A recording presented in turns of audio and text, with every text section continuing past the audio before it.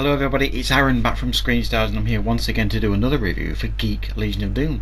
And today I am reviewing the 2019 thriller stroke horror American Killing, a film that is directed by David Ward and Justin R. Chong, and it stars Trevor Peterson, we have Persia White and Caitlin Gerard. And this is a High Octane Pictures film. So it's a budget film, but it's a little bit above average in regards to its budget. It's actually got some pretty decent production values behind it, this film. And this film focuses on Trevor Peterson's character, who is like the lead writer on like an animated space kids show. You don't see any of this.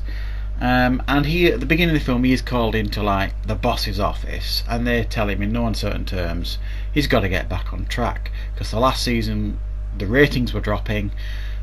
So he's got to get his team of writers, take them out to the cabin, and they've got to produce, I think it's 30 scripts in 30 days, an insane amount. So the pressure is really on, and you can see right from the beginning that this character is a bit jumpy and edgy about all this. So they end up going out to this cabin, this writing team, and they start doing the writing, but straight from the off things aren't right. The lead writer is acting bizarrely, he's filming everybody, and he's getting increasingly on edge and out of control, and as the film goes on horrific things start to happen as he goes more and more off the rails. So that is essentially the kind of film that we're dealing with here. In a lot of ways it reminded me of the film My Little Eye from many years ago. There was a film I reviewed actually on the Geek Legion of channel a couple of months ago, whenever it was. A very similar concept, like a reality TV show thing, that one, where the cameras are on them all the time. Where the difference here is they aren't aware that the cameras are on them all the time. The rest of the writing crew, it's just the head writer who's doing all this in a very creepy way. And they're out isolated out in these woods and things. The characters actually here, well, while they're fairly shallow in how they're written, you don't really know anything about these characters or their backstories and things.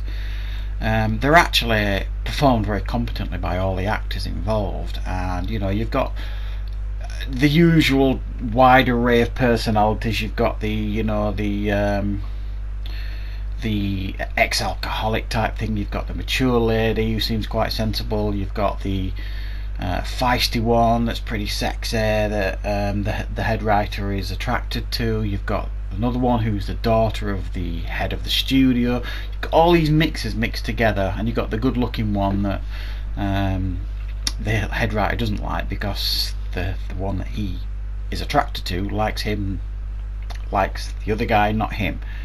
All sounds very complex, but it's not when you watch it. So you've got all these personalities in this cabin mixing together, but however the head writer has got ulterior motives. Initially it's just quite mischievous what he's doing, and he's quite manipulative, but as the pressure mounts you can see him going more and more off the rails, and he has a visit home to see his mother that it doesn't help really, just hinders and completely sends him over the edge.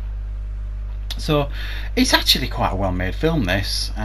It's nothing you haven't seen before in regards to this kind of genre. You've seen this kind of thing before and done better, but I was quite impressed with, like I say, the production values here. It's competently directed.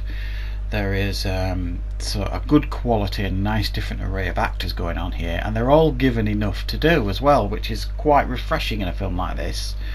And Trevor Peterson, sorry, who plays the lead character, plays a really quirky, on the edge character. There's almost a charm to him. It's almost like Dexter, the TV show Dexter. He's got this certain amount of charm to him, and I actually quite sympathise with him. He does quite an interesting performance, and for the most part you're sympathising with him for certain aspects of the movie, but then when he starts going into really sinister and creepy territory, that's when that sympathy goes straight out the window. I will say I thought the ending was tame, to say the least, and I was after all the build up, I was hoping for a better conclusion to the film than what we got. It kind of ends with it in an unsatisfying way, from my perspective anyway. But yeah, there's nothing special about this film. It's middle of the road stuff, but it's a well made thriller stroke horror. I think they could have ramped up the horror. Some of the deaths that you see in this film, I think if they'd have, committed a little bit more to the horror side of it, it probably would have generated a lot more interest in this film, because everything else about it is of decent quality. So yeah, from my perspective, it's a decent, well-made film. What rating should I give this?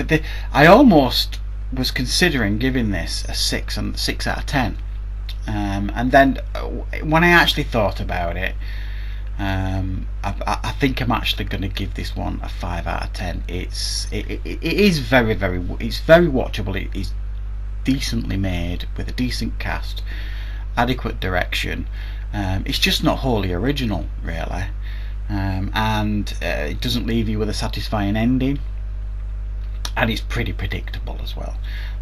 But yeah, it's one that if this is the sort of thriller stroke horror you like, one of these, like, I think there's things here for you to enjoy anyway. But from my perspective, I think it's a fair score, 5 out of 10. So I hope you enjoyed this review, everybody, and of course we'll see you next time on the channel. Thanks for watching, everybody.